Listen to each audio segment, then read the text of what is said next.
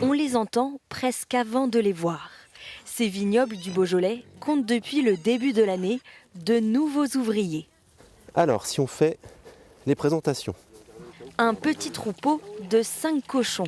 Donc, la maman, Péguichou, Bougnette, alias Boubou. Celui-là, c'est Alambic, Notorious Pig et Miette Miette. Donc, c'est des cunés ou cune. Ah, ils sont pas locaux, ceux-là. Ils viennent de Nouvelle-Zélande. Une race de petite taille, idéale pour les vignes. David et Célia les ont introduits dans leur vignoble de 7 hectares parce que ces cochons sont des débroussailleurs nés.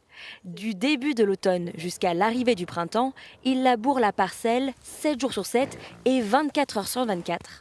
Là, on remarque, par exemple, ils ont déraciné. Ils ont un petit peu creusé, ils ont enlevé l'herbe. Là, on retombe on voit qu'ils ont tiré sur les plantes. Tout ce qui était au pied du cep, ce qui est toujours très compliqué à enlever, ils ont commencé à le manger. Donc du coup, ce qui va être cool, c'est qu'en sortie d'hiver, j'ai plus qu'un petit coup de griffon à donner au treuil avec ma petite charrue. Et voilà, c'est un taf qui est super, quoi. Un gain de temps et d'énergie important. Avant l'arrivée des cochons, David et Célia le faisaient eux-mêmes à l'aide d'un treuil sur ses pentes à 40%. Autre avantage de ces petits ouvriers, ils ne coûtent presque rien à leurs propriétaires. Oh, ils peuvent survivre tout seuls qu'en mangeant de l'herbe. Donc ils sont véganes. Et en entretien, je leur fais des bains de temps en temps si jamais il y a des petits poux, des trucs comme ça.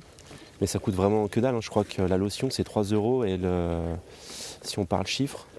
Et le vermifuge par exemple, je le fais 2 fois pour l'instant, depuis qu'on les a.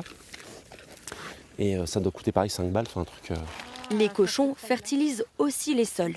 Après un premier test cette année, les vignerons ont même constaté une augmentation des rendements, de quoi leur donner envie de poursuivre l'expérience.